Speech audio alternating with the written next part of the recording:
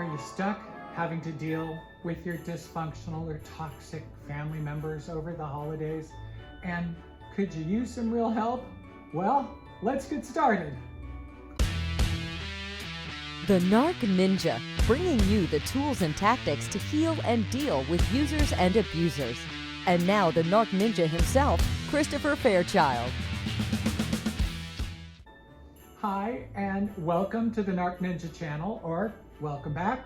This is the second part of a short 3-part series on how to survive toxic family holidays. I'm calling this a before, during, and after care program, and today's video is all about that during part. Most of this is going to work even better and really great if you have done the before part from the last video and went ahead and made your piece about what is available from people who may be actively trying to get your goat, and those powerful tools to help you manage your expectations and embrace a healthier detachment from those toxic family members. I want to start out by going over some of the booby traps and landmines of emotional hijack that may be happening at these functions so that you're not going into any of this cold. I want you to be really geared up with your Narc Ninja tools and mindsets, fully ready to go in, do the do, and get out, at least mostly unscathed. That's the goal here. So if you have been following my 10-part series on this channel called the Narc Ninja 101 Survival Guide, a primer on identifying, dealing with, and healing from narcissistic abuse, then you're sure to recognize some of this and already be familiar with where I'm going. When faced with an abusive emotional toddler, you have 3 choices. 1, stand your ground and proceed as you would with, let's say, a healthy fellow empath. This will most likely cause the narc to escalate and tantrum, which is fine. This is all about your choice. Your second choice is to just leave and make it clear that you will not stand for this sort of behavior. Also fine, if that's your choice. Or the third, that is to attempt to engage using your Narc Ninja tools discussed in this series. This is also a choice, but I want to make sure it is your choice and not just you maybe once again acquiescing to a room full of enablers who just want you to take the abuse so that they can enjoy their toxic status quo holiday. These may be the people in your family that just expect you to be the bigger person always, because you know the poor narc can't help themselves but to be a complete jackass. I come from a spiritual and Christian background, and trust me when I say there will be future videos on the toxic positivity found in these spiritual communities. And I think some of that's even based on the misinterpretation of the turn the other cheek doctrine. Enabling unhealed fellow abuse survivors, codependents, and other narcs will use just about anything to maintain this toxic status quo, including the Bible. These videos do not support abuse victims bending themselves into pretzels to keep the monster happy, let alone the blatant misuse of scripture. They are about using mindful countermeasures to stay safe, to de-escalate the emotionally dysregulated, and to minimize the damage of abuse toxic family members may try on you during these holidays. This isn't about what's fair or right, because those kinds of things are not in play with toxic manipulative people. This isn't about fixing anything, because you'd need one hell of a magic wand, and even then it probably wouldn't happen. This is not about that safe space to be your truth. It never was, and it never will be safe. This is a plan to minimize drama or any abusive damage to you and yours while in the company of these toxic people who already know where all your buttons are. This video is about taking care of yourself in an empowered and conscious way. I remember my former toxic extended family's habits all too well. One main habit was to redefine and rewrite not only history, but who people were at their very core. It was usually overly simplistic and very superficial. I, for one, was decidedly completely full of myself, privileged, and quite spoiled. the very moment they found out I was an only child. The fact that my difficult and somewhat Dickensian childhood with an unwell and struggling single parent who was unhealed, severe abuse survivor herself, and led to terrible things like me becoming a homeless teen who sang and played piano in bars to buy food and eventually pay rent on my first tiny one-room apartment right before I turned 16 years old, never mattered. Or was it included in their outrageously incorrect and misguided narrative of not only my very being, but my actual history? I was forever deemed entitled and stuck up because I was an only child. The fact that the head narcissistic matriarch in the family was herself an only child, and in her case was actually quite privileged, never entered the picture. Because of course. Something I have learned from highly narcissistic people is they do tend to cast people in a fairly two-dimensional role as soon as it falls on top of their head to do so. And like a trap in a trap, those ideas about the person will absolutely never change. Simply because that would require the possibility that they were ever wrong and may need to rethink something, anything, ever. So for all those sad years, they never once ever had even an actual relationship with me, their own children, or the world around them. Like so many narcs, they could only have, I guess you could call it a relationship, with their concept, misguided or not, of who people were. Part of my survival was to embrace healthy philosophies that spoke truth to not only my broken heart, but the funhouse mirrors of distortion that became the emotionally abusive topography of that family. And one of my true heroes and survivor lifelines wrote in A New Earth, the brilliant Eckhart Tolle wrote, "Give up on defining yourself to yourself or to others. You won't die, you will become alive. And don't be concerned with how others define you. When they define you, they are limiting themselves. So it's their problem." What? Huh? It's their problem. What a revelation to a nurturing codependent like myself. Eckhart Tolle and his books, The Power of Now and A New Earth, were real lifesavers for me, by the way, and they helped transform my inner world. So let's talk about some of the things that are bound to happen so that we can start to make some empowering choices. They are for sure going to play a game of I've got your hat about who they've decided you are because of something you did 500 years ago. Okay, well, here comes Miss Farty because you passed wind on an elevator in 1985, right? This may be a really great time to use some humor, like, "That's right, and don't forget it, I ate extra hard-boiled eggs and drank a whole gallon of coffee right before I got here, so you better stay upwind from me today." Or they may say something completely dissonant and toxic in a kind of a friendly tone.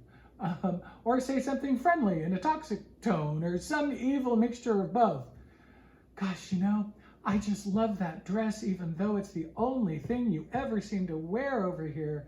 It does become you, dear.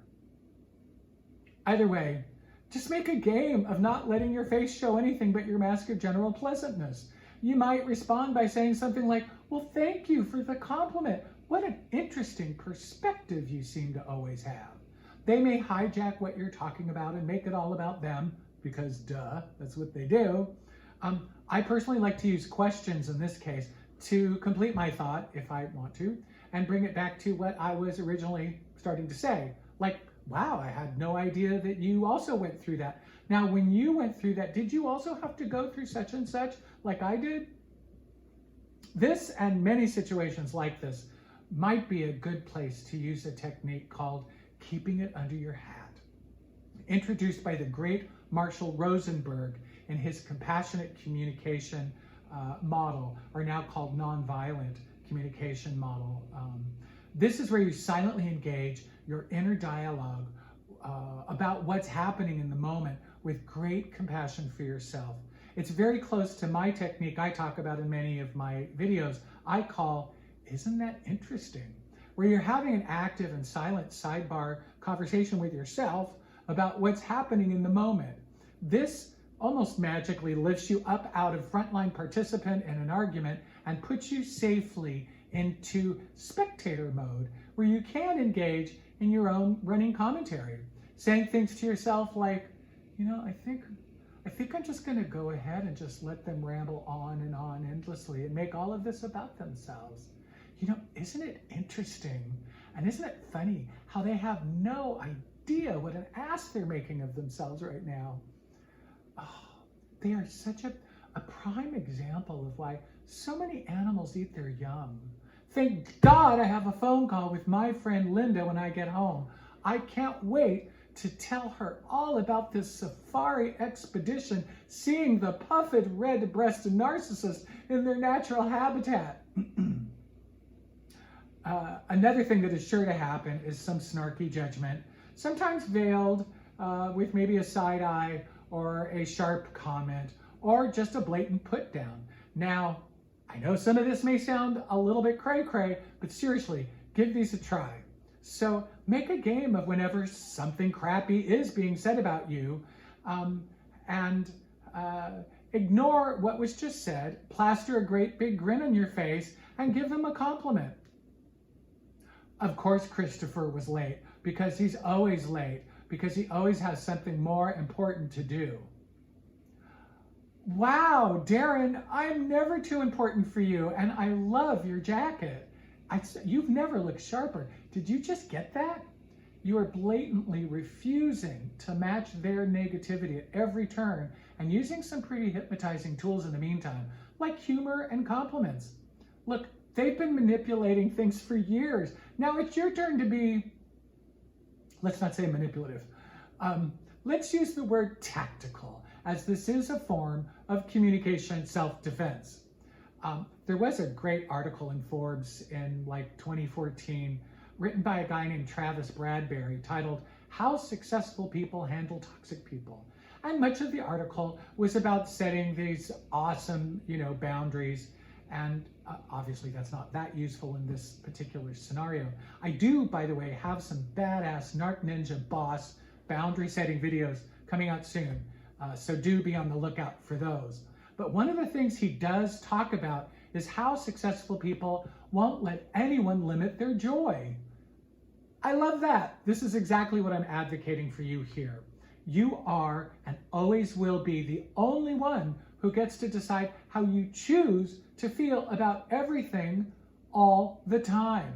One great tactical thing I used to do was to always leave something in the car that I would need during the visit. So if things started to get a little hinky and I needed some air, I could just excuse myself and just say, I left something in the car, I'll be right back.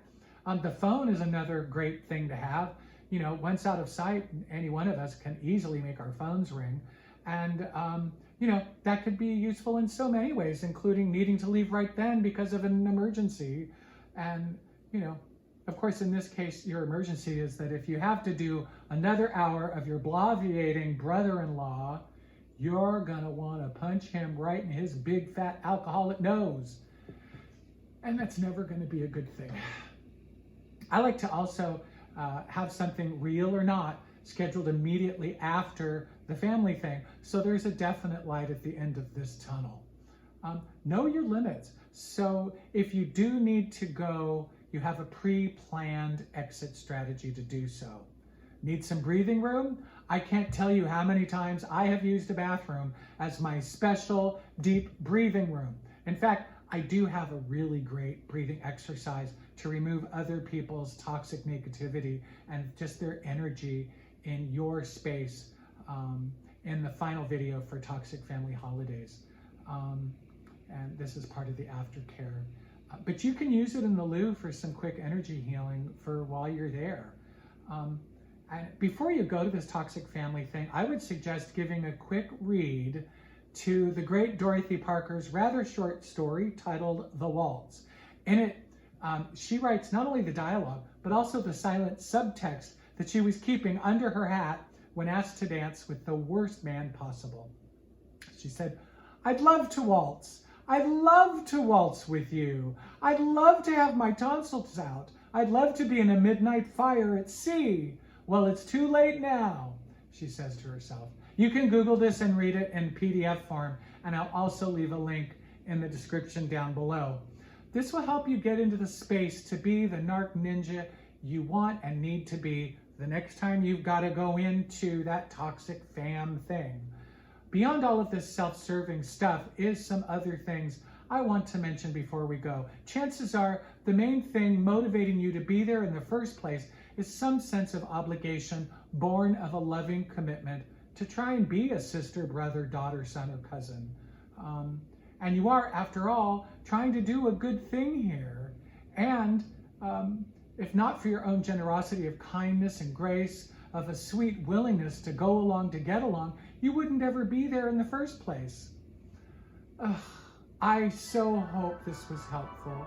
If so, I hope you consider joining this channel by subscribing. I hope you like and share, leave a comment or question down below.